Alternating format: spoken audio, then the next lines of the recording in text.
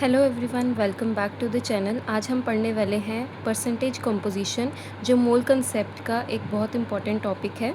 इस टॉपिक से न्यूमेरिकल्स भी आते हैं और बोर्ड्स, नीट, जेई में भी फ्रिक्वेंटली पूछा जाता है। तो चलिए इजी लैंग्वेज में समझते हैं। सबसे पहले डेफिनेशन समझते हैं। परसेंटेज कंपोजिशन का मतलब होता है कि किसी भी कंपाउंड में हर एलिमेंट कितने परसेंटेज मास के फॉर्म में प्रेजेंट है।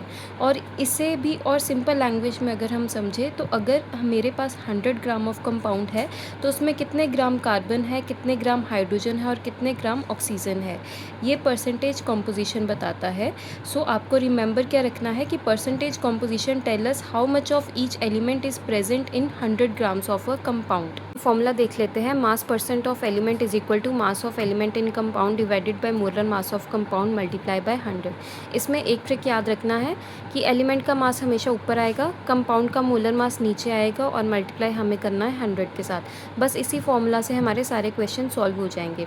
अब हम एग्जाम्पल देखते हैं। फर्स्ट हम एग्जाम्पल लेते हैं वाटर की। वाटर का फॉर्मूला हमारे पास होता है H2O। तो सबसे पहले इसका हम टोटल मोलर मास निकाल लेते हैं। तो मोलर मास निकालने के लिए सबसे पहले हमें हाइड्रोजन का मोलर मास निकालना पड़ेगा और ऑक्सीजन का, और दोनों को ऐड करना पड़ेगा। तो एक हाइड्रोजन का हमारे पास मास कितना होता है 1.008। एक हाइड्रोजन का हमारे पास होता है 1.008। तो अब एक हाइड्रोजन का हमारे पास मास होता है 1.008। तो दो हाइड्रोजन है तो इसको हम 2 से मल्टीप्लाई कर देंगे। तो जब हम इसको 2 से मल्टीप्लाई करेंगे तो हमारे पास आंसर कितना आएगा 2.016 ग्राम पर मोल। तो ये हमारे पास आ गया हाइड्रोजन का मोलर मास। उसी तरह से हमारे पास एक ही ऑक्सीजन है तो एक ऑक्सीजन का कितना हमारे पास मोलर मास होता है 16.00 ग्राम पर मोल। तो ये हो गया हाइड्रोजन का, ये हो गया ऑक्सीजन का। तो इन दोनों को ऐड कर देंगे तो हमारे पास टोटल मोलर मास आ जाएगा वाटर का।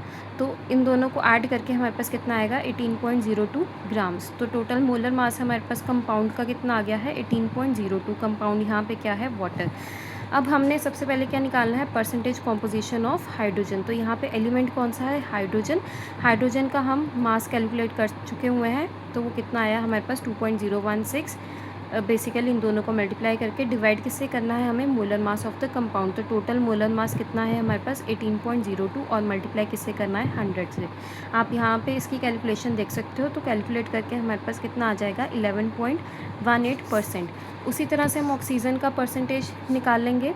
तो एलिमेंट अब यहाँ पे कौन सा है ऑक्सीजन। तो एलिमेंट का मास हमने कितना निकाला है कंपाउंड में 16.00 और टोटल मोलर मास कितना है कंपाउंड का 18.02। मल्टीप्लाई किससे करना है 100 के साथ। तो इसको भी सॉल्व करके हमारे पास कितना आ जाएगा 88.79। आप कैलकुलेशंस यहाँ से वेरीफाई कर सकते हो, देख सकते हो। तो अब यहाँ पे हमने अपना आंसर भी वेरीफाई कर सकते हैं। इन दोनों को ऐड करके जो हमारे पास दोनों आए हैं इनके परसेंटेजेस जो आई हैं हाइड्रोजन और ऑक्सीजन की, इन दोनों को ऐड करके हमारे पास सम टोटल अप्रॉक्सीमेटली 100 के इक्वल आना चाहिए।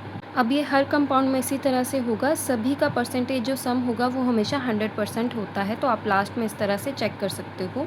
अब नेक्स्ट हम एग्जांपल लेते हैं इथेनॉल के। इथेनॉल का हमारे पास फॉर्मूला होता है C2H5OH।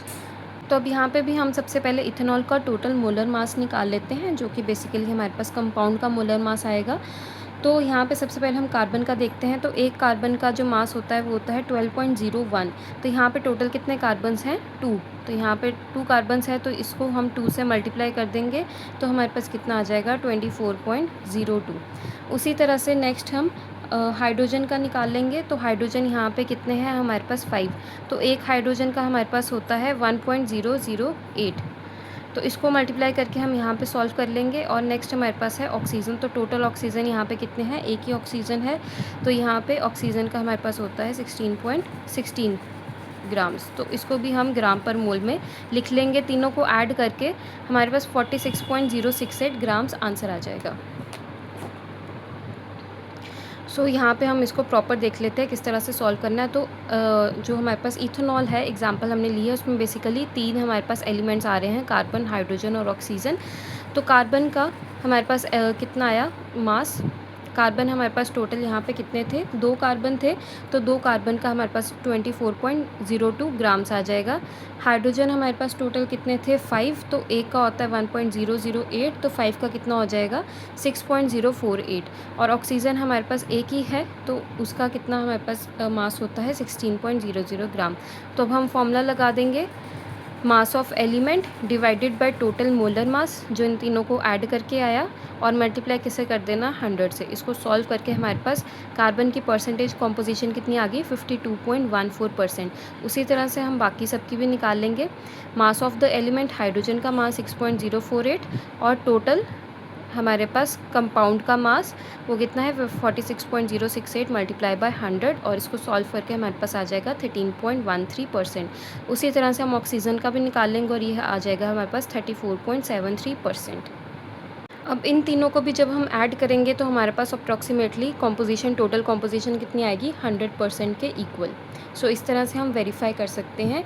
अब एग्ज़ाम के लिए आपको सिर्फ 3 बातें याद रखनी है कि जो परसेंटेज कॉम्पोजिशन होती है वो हमें बताता है कि कंपाउंड में हर एलिमेंट कितने परसेंट मास के फॉर्म में प्रेजेंट है।